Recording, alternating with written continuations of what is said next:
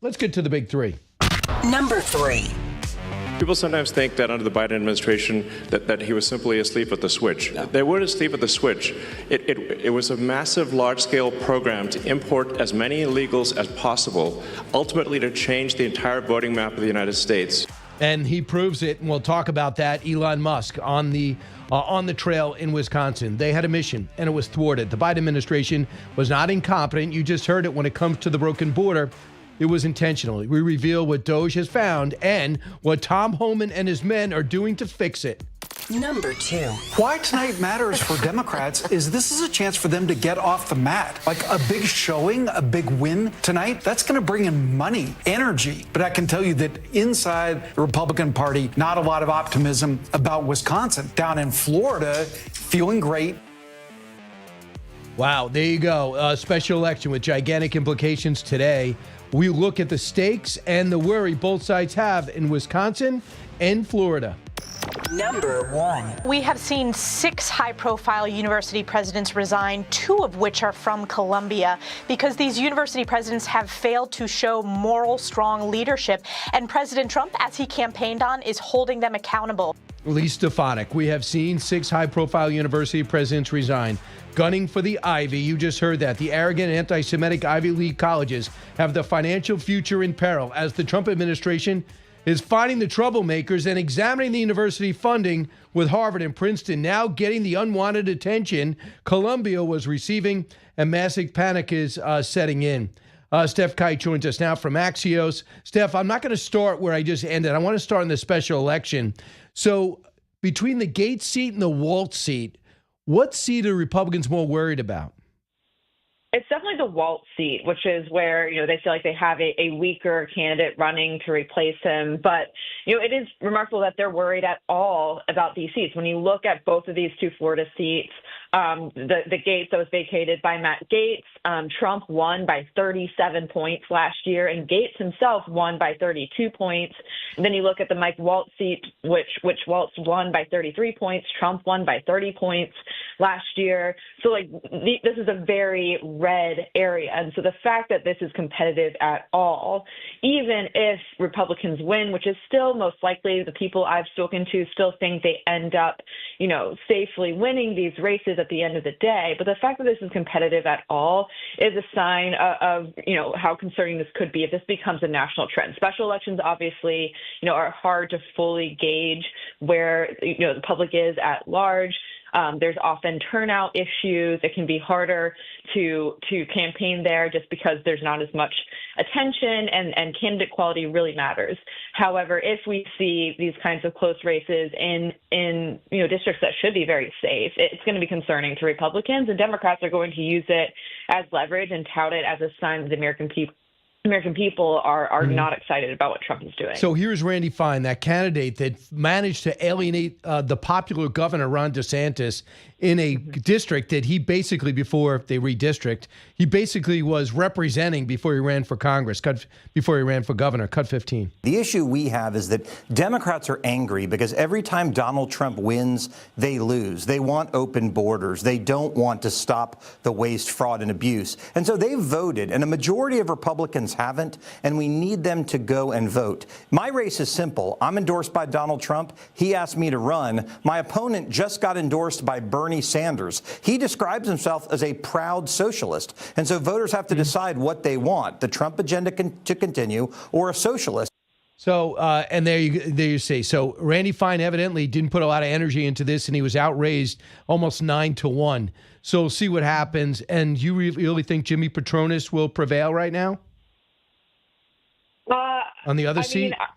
I think at this point, I think it is safer than Waltz's district. But, we have to see. Again, it's really hard to predict with these special election races. When you're looking at polling, it's usually small numbers. It's hard to get a gauge of what kind of turnout we could see in these seats. So, both are certainly going to be more competitive than anyone thought they were going to be.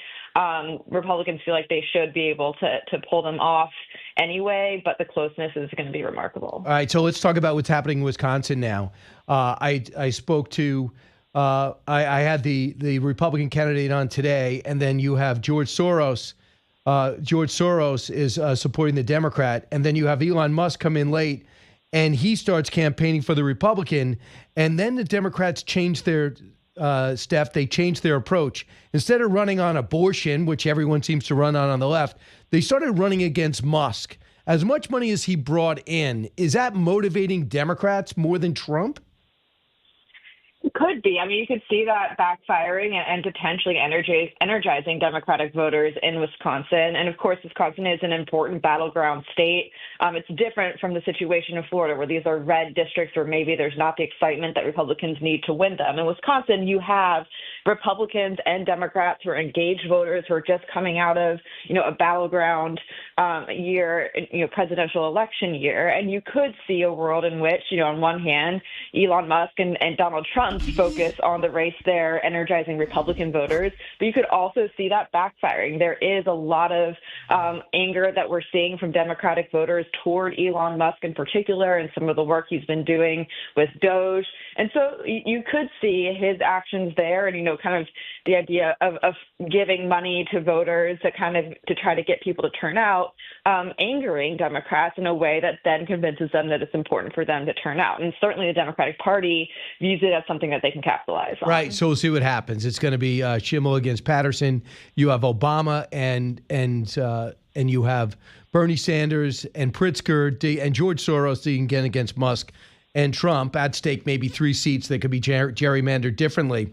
So you write today about what Doge is doing. Now, if you look at what Bret Baier did over the last 2 days, and I encourage everyone to go to Fox Nation and just watch the interview with 7 business leaders that volunteered basically their time to give it all up, at least for 6 months, and work with Elon Musk to try to streamline and make efficient all these departments. It was sober, it was non-political, it was factual. They talked about the computers being 50, 60 years old. They talked about the problems with these computers not talking to each other, a way to undo and find the $500 billion in fraud the GAO says is in there. There was nothing political about it, but yet politically, Doge seemed to be getting a beating because of maybe some information that got out, mistakes they made about people being fired, then hired back. So what do you think about Doge's impact on the Republican Party overall? I mean, it's pretty interesting to talk to senators. I spend most of my day talking to senators about Doge and how they view things. And I think generally Republicans and the American public agree that there is, kind of waste, fraud, and abuse in the federal government that should be trimmed down. There's general support for the idea of Doge. But where it gets tricky is when it gets down to the details and the impact of some of the decisions that Doge has been making and sort of the speed at which Doge moves. A lot of Republicans are quick to say, yeah, they support what Elon Musk is doing, but that they feel like he's moving too quickly and not taking time to really make sure the right people are being let go, that they're not impacting, veterans working at Veterans Affairs, for example, or some of the other decisions that have sparked a lot of backlash. And it's also, when you're making these cuts, it is going to impact specific communities. And there are federal workers across the country, not just in Washington, D.C. And so that's where we're also seeing some concern from certain Republican senators and lawmakers who feel like, some of the cuts are impacting their own constituents in a way that's not helpful. So, there is a lot of support, but kind of when you get into the details, when you start seeing the impact from some of the actions they've been taking, you see problems there. And also there's just a general sense of them moving too quickly. I interviewed Senator Jim Justice in West Virginia, and he similarly told me that he's happy generally with the work that Elon Musk and Doge is doing, but that he feels like they've mowed past the fence, that they've maybe gone a little bit too far in some instances, and that when that happens, he just hopes that they're able to course correct and fix where they've gone too far. Right. So he said he's worried about Medicare, and he says that 28% of West Virginians depend on Medicare for their health care. But what they're doing is not cutting benefits, but they are looking at eligibility in these states. They are looking to stop fraud and when it comes to Medicaid or Medi-Cal out in California and stop people from being double dipping in 2 or 3 states with the same person. But because these state computer systems don't talk with each other, you're able to get away with a lot of this stuff. So that's where a lot of things come in. Barack Obama dramatically expanded the amount of people eligible for Medicaid. That's really not an affordable situation. And that's where, the devil is going to be in the details as congressional Republicans continue to hash out this massive package that they have been working on that will include border money and extending Trump's tax cuts from 2017, but also these spending cuts to try to balance some of the spending that they will be signing off on. And Medicaid is going to be the big debate. We've heard President Trump say that Medicaid will not be touched. There are many Republicans who want to follow through on that. But then you also have conversations around adding work requirements, for example, which is something that Senator Justice told me he would be supportive of that could, be a cost-saving measure. And also there's these discussions about the expansion and whether there would be changes to expanded access to Medicaid in a way that would also save money. And that's where it gets really tricky. And you hear even from Republicans who are not sure that that's something that they could actually get behind. For example, Senator Josh Hawley is another one who has expressed concern about doing anything that would maybe impact even the expansion of Medicaid. So these are still early conversations, but this could be a potentially really big issue that divides some Republicans. And of course, in both chambers, neither leader can afford to lose very many. Right. Where are we at with the big, beautiful bill? I understand the Senate's moving first. Are they moving on two paths or one path? They're moving on the one big, beautiful bill idea at this point, given the House passed that, and President Trump has made it clear that that's the path that he wants to take. And so they are looking to move as soon as this week. Majority Leader John Thune told reporters yesterday that their expectation still is that they're able to move forward with that bill this week. It's kind of a compromise bill between what the House passed and some of the issues that the Senate really cares about. For example, the House version of the budget resolution did not make Trump's 2017 tax cuts permanent, which is something the Senate wants to do. The president would also like to do as long as they can get it past the Senate parliamentarian. There's a little bit of some tricky in the weeds rules that they have to make sure everything is good with to do that. So they're looking at doing that this week, but an exact date for that vote is not clear just yet. It's just unbelievable. I mean, that's why Elise Stefanik amazingly said, okay, I'm not going to be UN ambassador. The president asked her to go back. Do you think that that's why is the president worried about Florida? Do you think that's the main reason? That is what we have been hearing with folks as we've been talking about that kind of last minute decision to pull her nomination to be, ambassador to the UN. It was just, a week or so before that our indication was that they were ready to go and had planned to get her confirmed as soon as those Florida seats were filled. But I do think the president is anxious about those Florida seats. The other side of this is that clearly the House has very slim margins. Johnson was able to get through their budget resolution despite some concerns from Freedom Caucus folks. But there are going to be, some of those more conservative folks are going to be increasingly uneasy with voting for these packages, especially when it includes raising the debt ceiling and other issues that they're not always comfortable with. So, Johnson can use as many votes as he can get. And I think that was also a factor in the president's decision. Amazing. So much drama going on, Steph. You can't say your job is boring. At Certainly all, not. ever. Stef Kight, thanks so much with Axios. Appreciate it.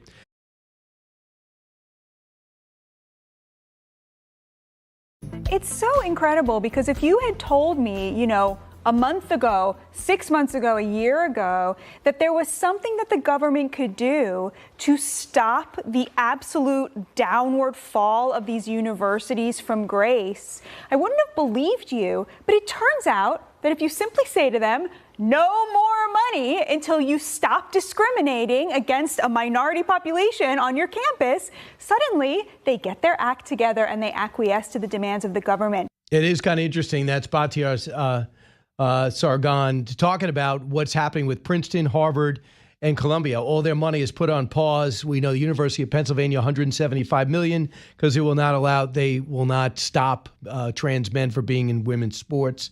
Joining us now is Michael Wilds, managing partner in Wilds and Weinberg, adjunct professor at Benjamin N. Cardozo School of Law, and former federal prosecutor. Michael, your thoughts about some of the crackdown on the colleges, I guess personally, because I know anti-Semitism really matters to you to fight against it. And number two, on the deportation of some of these international students. Thank you so much, Brian, for having me. I don't know if you were listening right before you came back from commercial. You had a clip of John Lennon when he got his green card.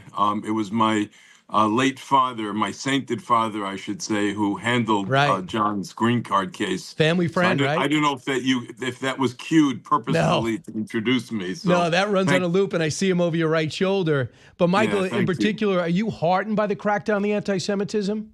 So first of all, there isn't a Jew that isn't appreciative of the kind of support that we're now getting. Democrat, Republican, doesn't matter. You're scared if you're on a campus and somebody's taking your mug and dove it off of you. They're barring you from going into classrooms. They're intimidating people who are not comfortable wearing their kippas, their yarmulkes. It is a very heartening experience to know that there is support and that there is enforcement. It was unacceptable that I'm a mayor myself in New Jersey, Englewood, where I live, or a governor would not have stepped in. If it was other ethnicities, no doubt they would have stepped in. When the mayor and the governor didn't step in and the president did, it was very heartening. And again, I'm saying this because what's really actionable here, Brian, is the conduct, not the speech. If somebody wrote an op-ed and then got deported because of their thought, that would be actionable.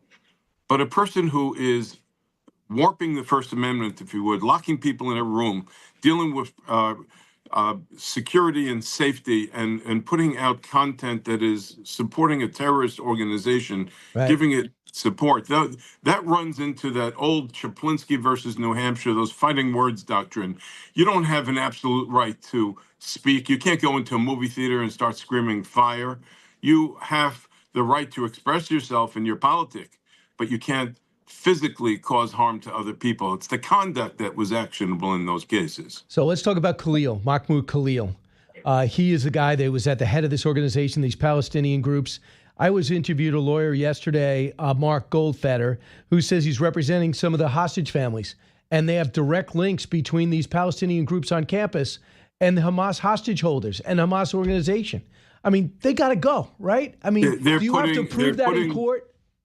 They're paying them. These are professional rabble-rousers that are living on campus, and they've already graduated. Why are they there? If their politic is something that they're being paid for, okay, express yourself, write something. Do not physically take action to bar people from classes or intimidate or incite a riot. Right. That, to me, is crossing a line. The president, to his credit, recognized it and put an end to it by pulling out the oxygen, the financial strings. So I want you to hear what Marco Rubio said and tell me if that is enough for these students to be expelled. Listen. It might be more than 300 at this point. We do it every day. Every time I find one of these lunatics, I take away their visa. You're saying it could be more than 300 sure, visas? I hope. At some point, I hope we run out because we've gotten rid of all of them. But we're looking every day for these lunatics that are tearing things up. And then he says they didn't come to, I didn't give them visas to come to this country to create uproar. They're here to study, not protest against us. Now tell us, that's how I feel, but you're the lawyer. Right. If you represented some of these students and they're creating unrest, but they're not physically hurting people, they're coming out against Gaza and against Israel, but they're not hurting people, can I still throw them out if I'm Marco Rubio? So a few things. First of all, the legal matrix that we're in. A student comes to America, they have an unrelinquished domicile that they're going to. If they eventually go through the visa system, get a green card, at any point, their actions, if it's in contradiction under that provision of law with our nation's security and policies, you do have a diminished expectation of rights. Even until you have the golden grail of a passport in your hand, you can be removed. I'm going to give you another anecdote and story. I'm the mayor of Englewood, New Jersey. We had 5 Kuwaiti students who saw a guy with a yarmulke who has a local pizza store sitting on a terrace and started berating and threatening his life. Not only did we have them prosecuted under state bias crimes, but we had Homeland Security pull their ticket. This was a year ago, more than a year ago. Why? Because you can't come to America and conduct yourself that way. You can express your freedom, your right to speak. The Bill of Rights, the first 10 amendments to the Constitution, gives all persons, doesn't say a visitor's visa or a citizen has greater rights. Yes, you can express yourself. It's your conduct that's actionable. And if you are giving financial aid and support, aiding and abetting a terrorist organization, I would argue that that's criminal. And those students should be prosecuted criminally if they can make a case. Michael, what I don't like is the visual. Forgive me, Brian. What I don't like is the visual that there's no due process. Maybe they don't want to expose methods and procedures, but I think the more support of terrorist organizations that they can establish, the more that, again, we didn't like the visual in the bar, that is, where people, just because they had a tattoo, may be going to these terrible jails in El Salvador if it was expressive of autism and other important causes. So the important thing is to make exemplars or examples to show that there is a system in place to give people a proper day in court. Right. It's an interesting time. Real quick, do you think these Ivy League schools, 20 seconds, will get the message? Oh, yeah. Oh, yeah. And, the fact is there was a vacuum. Nobody cared to give the message. You said it artfully before this segment. Why, when it comes to Jews, can they get away with this and they can't with any other group? Michael Wilds, you're the best. Thanks so much.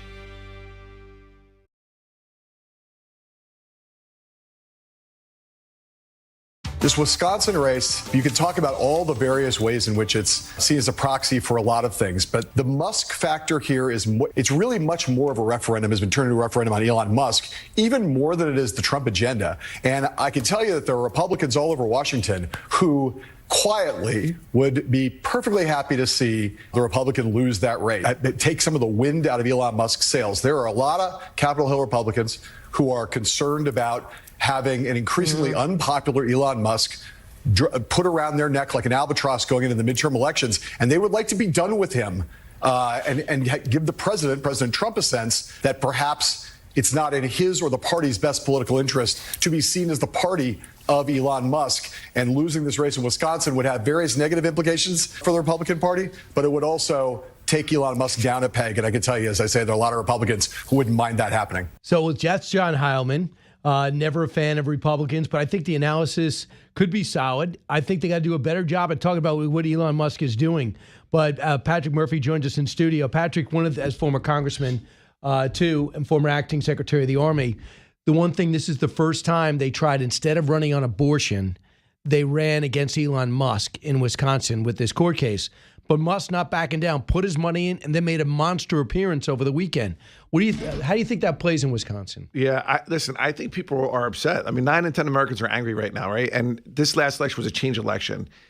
I don't think Elon Musk is listening to President Trump. When President Trump says, hey, Elon, use a scalpel, not a hatchet. Hey, as we say in the military, ready, aim, fire, not fire, aim, ready. And I'm not just talking about the firings, but even when, the interview last week, I thought Bret Baier did a phenomenal job. I listened to the whole thing. But Brian, then I did the homework. All right, let me look at what's really going on Social Security. And again, I'm for Doge. You heard me on your show and other shows. I've been for Doge, but it has to be done the right way. Give me an idea. What's your research show? So my research says that they haven't had a staffing increase in 50 years. They've passed audits in the Social Security that when he talks about 40% of the cases are fraud when they call, there's 8 million calls a day. 40%. It's 40% of the fraud that happens, which is 0.006%. Now again, $1 I don't know what you just said. So when there is fraud, and there is fraud, right? Sometimes checks go out the wrong way, and we got to crack down on it. So I'm all about that. But when Elon says on Bret Baier, hey, 40% of people who call in are committing fraud, that's not true. That's actually false. Now, I'm not saying he lied, because I'm sure he just messed it up. No, it wasn't him. It was somebody else. What he says is 40% of the calls in Social Security are to change the direct deposit. And 40% of those people are fraudsters looking to redirect money to Brian Kilmeade's account instead of Patrick Murphy's account. And that's what he says. And I'm telling you that's not accurate. That it's not. Again, I taught that. So if there's 100% of calls coming in, he's saying 4 out of the 10 are people looking to defraud people. Right, and that there's 8 million calls a day, which means 40% is 3.2 million calls. There's not 3.2 million calls a day. And when you look at what they're doing, because they fired folks, they fired the deputy commissioner, et cetera, their website has crashed 4 times in the last 10 days.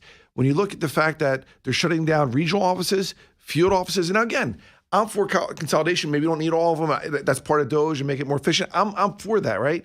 but you got to communicate to the people. And I'm glad he did that.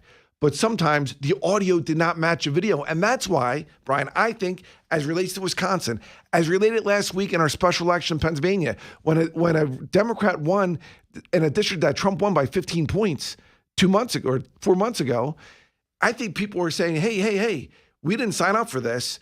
Talk to us, communicate to us. So but besides the people, the federal workers, that some have to go. And by the way, they said some really nice things about the people that have been there, that they were enthusiastic about a chance to fix a system they know is broken, that the GAO says $500 billion worth of errant payments go out to people. That's what the GAO says before Musk was asked to go and donate his time for this. But when you saw those 7 people, so I say things like, if we could just get the commuters to talk to each other, we're spending $100 million in order to keep our old system going. If we can modernize this system, so these are all, the word efficiency is circled. Right, and listen, and I've been publicly about like someone like Doug Collins, our former colleague here, who's Secretary of the VA. He just came out today. We're going to fast forward. We're doing Oracle and electronic health records. I'm for that. I'm positive on that. But he's doing it the right way. It was thoughtful, and he's rolling it out, and he's talking to it, and you're not seeing it when it comes to Social Security. But do you know that Doge has nothing to do with the VA right now? No, I know that. Yeah, I'm saying that in a positive way. But what I'm not saying is that you can't have Elon Musk saying, hey, I'm going to save Social Security, and people are going to get higher checks, which you're not going to get. And at the same time, he goes on Joe Rogan and says Social Security is a Ponzi scheme. But do you know what he means by Ponzi scheme? Is because people have used Social Security and brought it to pay off other things. So they're moving money around.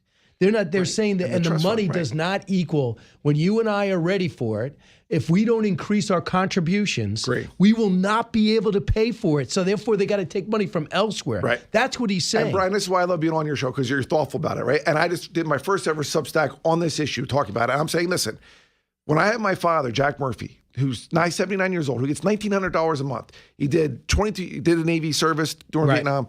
He did 22 years as Philly cop. He did another 20 years for the state.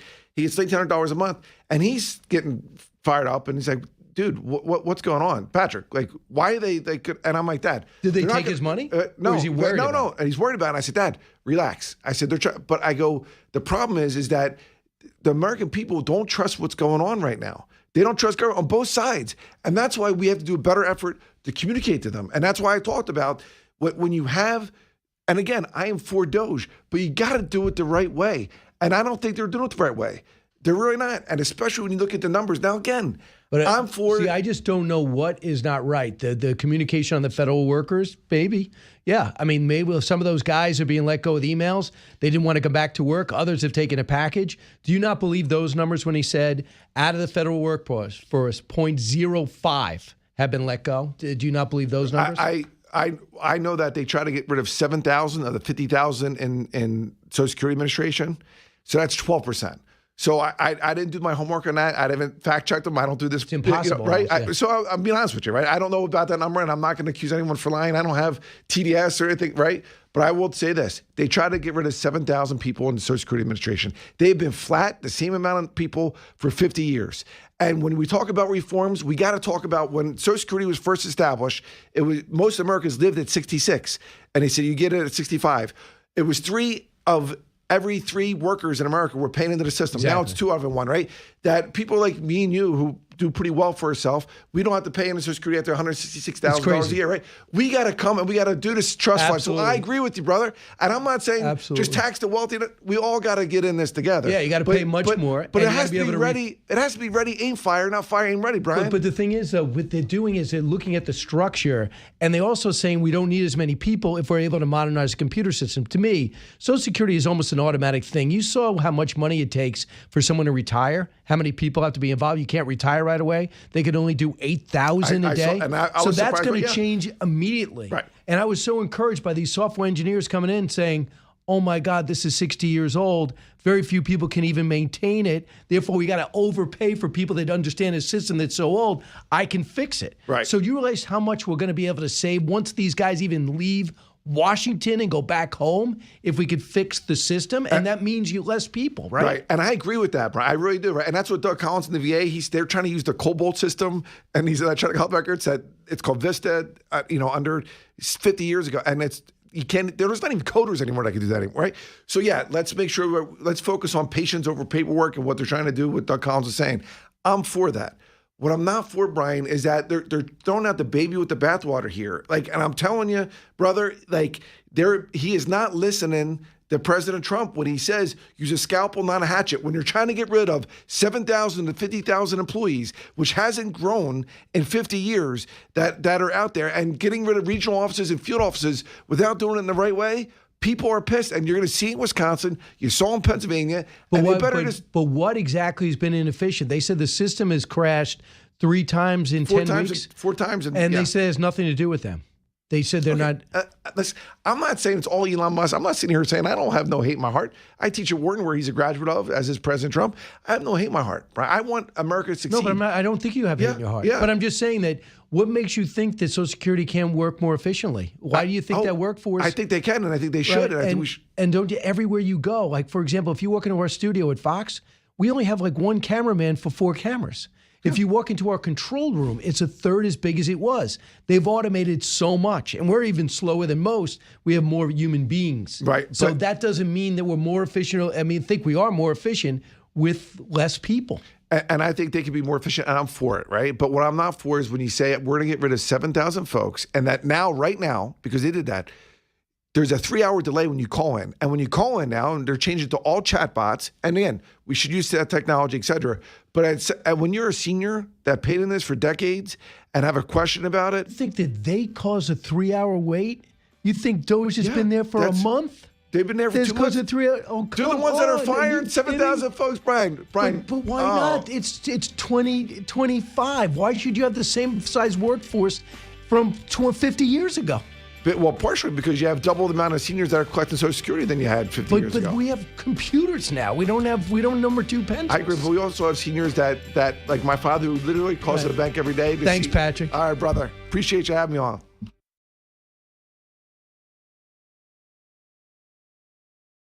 All right, John McWhorter is with us right now. He teaches linguistics, philosophy, and music history at Columbia University.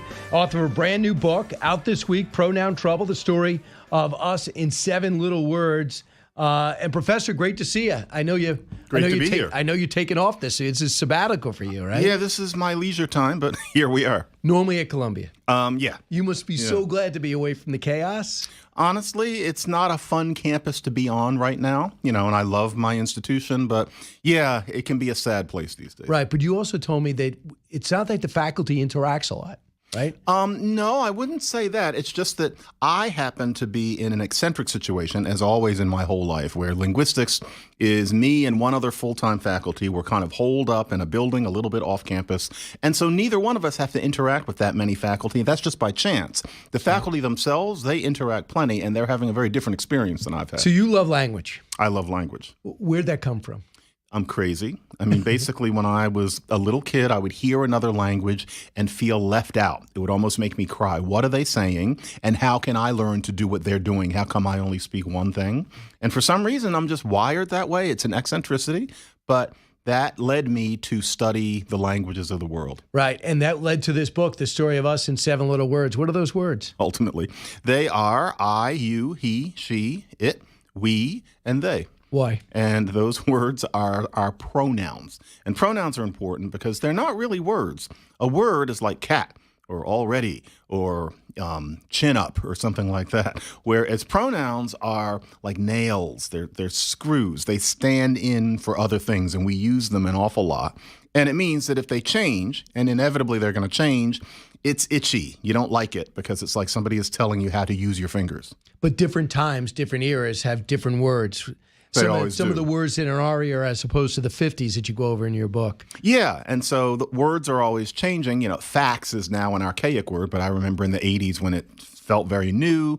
Nowadays, the kids are saying, well, that's cringe. That's a new usage of that word. And words change. But pronouns, we don't like them when they change because that's kind of like, your shoe size changing or something like that. So what are some words that represent this era, and how is that indicative of what we're living through? Well, for example, about 10 years ago, people started saying, well, we can't do that because feelings. or I'm doing that because salt. And the idea there is that you're doing a kind of a baby talk. You're talking kind of like a kid. And that's certainly partly because it's now part of being a young person to be a little bit afraid of or a little bit reluctant about being a grown-up, being an adult, Really? being a grown-up. That's something that's been shown many young people now worry about. And this is the whole conversation about kids being overparented and kids not learning to be independent. It's this new cell phone generation. And I'm not meaning to criticize them, but I think that because feelings is a jolly reflection of that, in that you pretend to be talking in a childlike way, nobody would have come up with an expression like because salt in 1927. I don't even know what that means. What's Because salt would mean you don't want to eat that because you're not supposed to eat too much salty food. But instead of saying that, you say because salt, and you just assume everybody knows what you're talking about. Just saying because salt, it's really kind of boiling it down. It's assuming a lot. It's as if you're not really very articulate. It's pretending not to be articulate as a joke. That's something that adults in their fedoras would not have been doing in 1950. So you saw it interesting. You observe, but you also notice too, like the societies had the most success for people. You have that in contrast to the word grit. So grit is something you gotta find a way. You gotta find to grind it out, overcoming obstacles. It's hard to do that when you're overparented or those obstacles are scaled for you. Yeah, there is definitely some of that. We have a very advanced way of looking at grit these days, which is to question, and there's an intelligence in this, but you can take it too far, to question how hard people should have to work. The idea is that we should provide for people. We should make it easy. That the idea is that everybody has equal opportunity. The idea that you're going to really, really push, we often ask how hard should anybody have to push? And that's also, especially if they are not upper class, and especially if they are, and I'm saying this as a black person, not white. There's a sense that how hard should we make people work given that people start at different places? But that means that grit doesn't feel the same way to a lot of us now as it did in, I keep on mentioning 1950, but 1950. You know what's so interesting? It's like when you lose everything, like in Los Angeles, when you, in the middle of a war, like the Ukrainians, they have their homes blown up tomorrow. You know exactly what you're doing the next day. It's survival instinct, right? I have to go get see. It's almost a relief to get out of that introspection of when am I fulfilling my destiny, my goal. You don't think that if you're in Kyiv these days. You don't think that if you're in Los Angeles, Pacific Palisades, or Altadena. Yeah, I would honestly say I know what you mean. I don't want to minimize what those people are going through. I wouldn't want to be in that situation myself, but I can think if there was one good thing about it, it would be that you knew that the only way to make this better is the grit, and there would be no questions. That there must be a tiny bit of relief in that, although this is not to minimize what happens to people. Pronoun trouble. What do you mean by pronoun trouble? What's trouble? Trouble is that whenever a pronoun changes in the way it's used, people get upset. And so, for example, you used to be only used if there were two or more people. It used to be that it would be Brian, thou are sitting in front of me, thou art sitting in front of me, whereas you would be if it was you and somebody else here talking to us. And so we had both a thou, singular, and then you for the plural. You took over everything, and so you became used in both the singular and the plural. That feels natural to us now. That you can't imagine English as anything different. But when that was changing, there were people who didn't like it. And now here we are. There's some other things to be said about the use of I and me.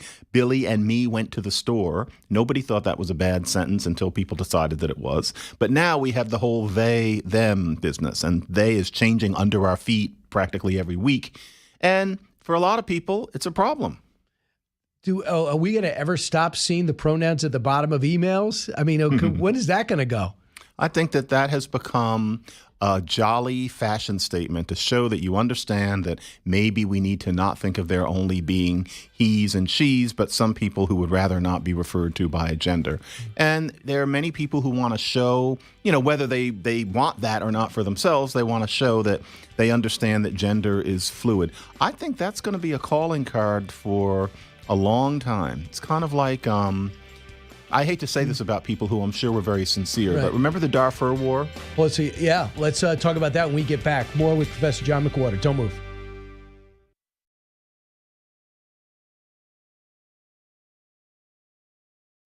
So it's our privilege to have Professor John McWhorter in studio. He's taking a sabbatical. He doesn't have to miss class.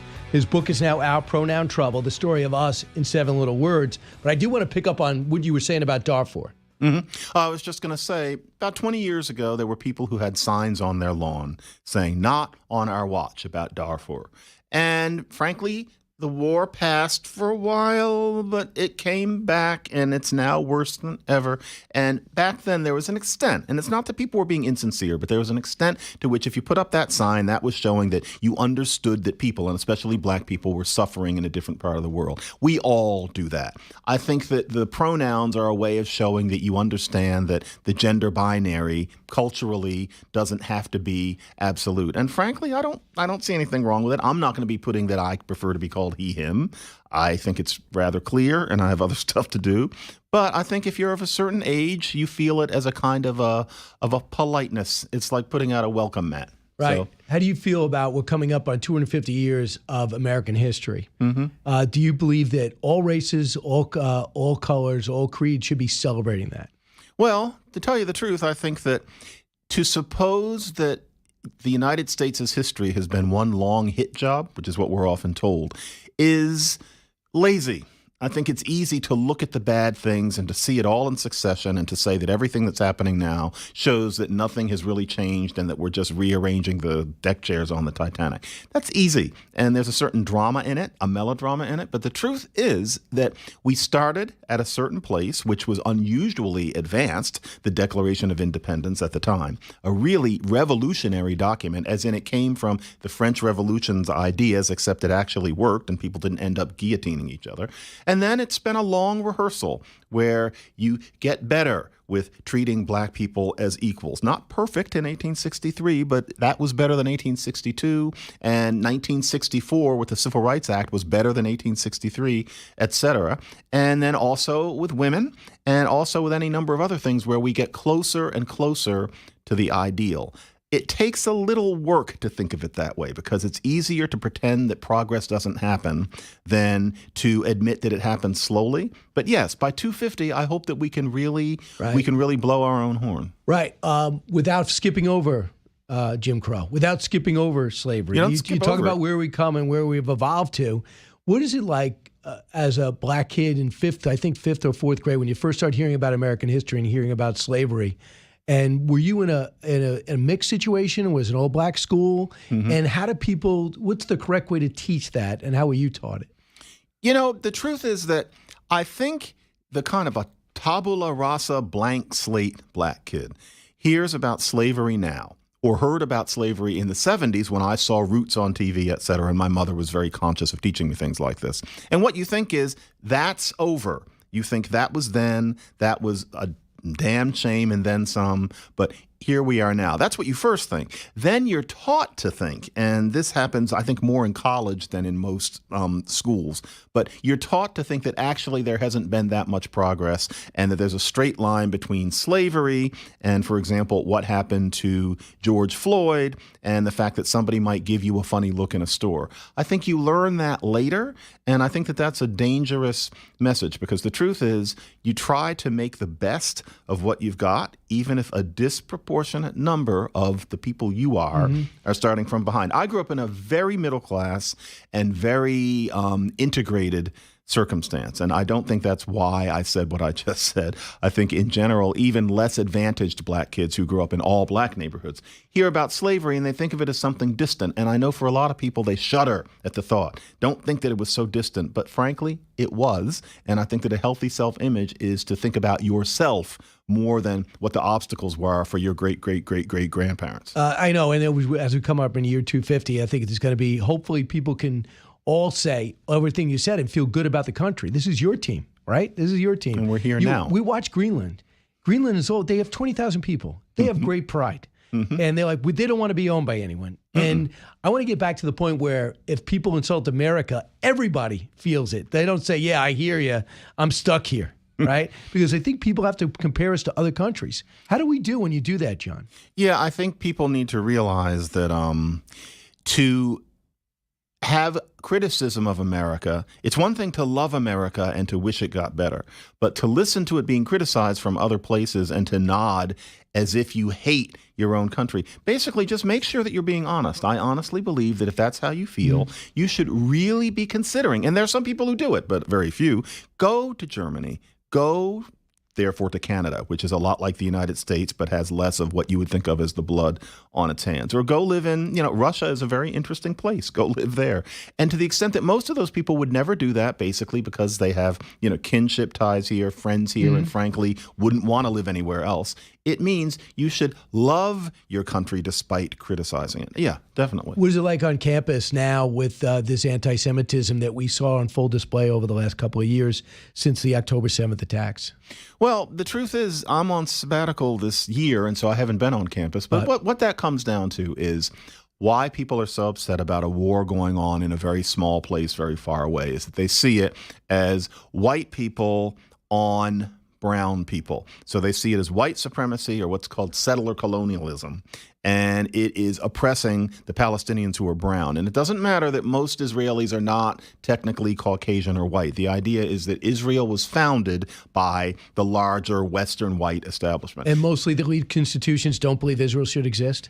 Most people who teach, well, you know what? I don't know the statistics. I'll say that I have known ever since I was a teacher, first at Cornell, then at Berkeley, and then at Columbia, that it is a very common, not at all surprising opinion among faculty, especially humanities and social science faculty, that Israel was a mistake. Very few people have a rabid view about it, but it's very common at a dinner party to hear somebody just say it, especially if a Jewish person isn't there. And it was very common when I was a graduate student, when I was at Stanford. That was a very ordinary view. And it's not that these people would want to see Israel pushed into the sea, but their idea was Israel shouldn't have happened, and how Israel treats Palestinians now is something like a genocide. That did not shock me a year ago the way it shocked many people, because if you're in university culture, you know that that's long been the standard. We're stunned how much money goes from the federal government to these institutions. Harvard gets $8.5 billion in payments. $400 million is a portion that is being withheld from Columbia right now. Do they need that money? They do need it, Brian. And to be honest, I have to say, the solution to fixing this is not to threaten scientific research, which is what's going on here. If what they're trying to do is say, either change this and really go to an effort that you weren't going to before, and that there was no way to make you go to, or we're going to take away your science money. If the idea is just a gambit, I get it. But if what they really mean is that we're going to stop studies cold, we're going to stop the kind of science that you need to do, honestly, the science is more important. This is not what you want to hear, but the science is more important than the anti-Semitism. Well, what would get these colleges' attention? To be honest, I think it would have to be, one, maybe this. I mean, maybe this will just shock these schools to their socks to the point that they really do work on making it so that there's no more tolerance of anti-Semitism than there would be of a bunch of white kids saying DEI must die and walking around with pickets. If those kids did that, they would be sent to the planet Jupiter right away. But somehow it's okay to say from the river to the sea. Maybe this gambit will work. Or if it doesn't, there has to be a national conversation about it. And these things take time. But, they're things that change. And so, for example, there is no epidemic of teen pregnancy anymore. If anybody is saying babies are having babies in the ghetto, they're talking about something that really hasn't been true for about 20 years. In this case, we could wake up 20 years later and notice that there's been a shift in terms of campus anti-Semitism. And maybe it would be because of all of this that's happened. Yeah, I guess we're going to have to see. The other thing would be the foreign students. I'm just shocked how many foreign students are in campus. I know how many very successful high school students just don't have a shot at the Ivy Leagues, especially white kids these days. Well, they pay the freight, for one thing. And to be honest, that's been a reality I have lived in so often that I had not really thought about it that much. But yes, there are a great many students from other places, and they do... that there is an amount of the space that their admission takes up that maybe if we could change things, more disadvantaged American kids of all colors would come in for. So for people just tuning in now, Pronoun Trouble's out today. Today is its first day. What do you want people to take from the book? I want them to take from it, one, that every one of those little words has an interesting history, and two, that almost all of them have been controversial at some point, so the history is interesting, and three, to know that it's not too long and that some people tell me that it's funny. That's Pronoun Trouble. Right, and who does your intro? The intro is, you mean... the dedication, the first, don't you have an introduction to your book? It is dedicated to my Russian partner. Right. And so that's what that says. And so that's to mine, and that's who it was dedicated to. Right. Right now in our country, the tariffs, I know you're not an economics guy. You worry about it? Yes, because I think that, for example, with the cars are going to be more expensive, and that's hard for people because people like to buy cars. Apparently, that's going to hit wealthier people more than people who aren't wealthy and are more likely to buy American cars. But American parts are often made in other places. I think it's a rather heartless policy. Well, yeah, I guess we're going to see what happens if we can rebalance everything. And so John, where do we go to get the book? You go to your friendly bookseller, or frankly, there are many places online that you can go to get the book. And it's also an audio book, and frankly, I read the audio for it, and so I recommend that as well. I want you to hear Governor Gavin Newsom, March 6th, on should men be in women's sports. I think it's an issue of fairness. I completely agree with you on that. It is an issue of fairness. So it's deeply unfair. No, I'm not wrestling with the fairness issue. I totally agree with you. Now that's on trial today, he's saying that maybe he has a second visit to that. How do you feel about trans men in women's sports? Honestly, if someone has gone through male puberty and then has decided that they are a girl, I understand the I am a girl part. But if you've been through male puberty, I don't think you should be able to compete against women in sports. I'm mystified that somebody who's been through male puberty would then go into a female space and say, I'm one of you, and win and be fist bumping in the air as if that's some kind of victory. I think that is going to be one of the oddest things about the 20-teens and 2020s in, say, 2050 when we look back. That clearly just isn't fair. Yeah, and to me, it's one of these issues where Democrats are holding on to. In fact, I was talking to Jason Crow. He was in last week, and I just said, well, how do you feel about it? He goes, well, it rarely happens. He goes, well, just tell me what you think. But if you have a daughter or a sister or a cousin, you play soccer against them, you play field hockey against them. It is dangerous. Years. It's dangerous because men are, on the average, stronger than women. No, it's really, really not fair. And I think that anybody who competes under those conditions, I'd like to talk to them and say, how do you feel like it was a significant victory? And that might mean either there will be trans sports or maybe a person like that should choose to compete in some other way because they've had that unusual life history. But no, it's transparently unfair. Professor, lastly, is cancel culture over? It's never going to be what it was in 20 and 21. I think that this defenestration, this throwing people out of windows from the hard left that happened, I think we tend to forget a lot of that happened on Zoom and on Slack. It wasn't people sitting in real rooms. And it was people who were lonely and bored and feeling tribal because of the lockdown. There was a big, talk about how you change the anti-Semitism on campuses. There was a massive conversation. There was a backlash against that. I participated in it. And I think that it worked. And so, yes, there are people who are hyper woke, who are hyper upset. A lot of them now have concentrated on the Gaza conflict, for example, because here out in the rest of the world, it's harder for them to have the sway that they used to. If you want to feel smarter and more incisive and be more impressive at the hanging out in the bar tonight or tomorrow, pick up Pronoun Trouble, get right through it, the story of us in 7 little words. It's entertaining and interesting, as in everything you do. Professor, thanks so much for coming in. Thank you, Brian.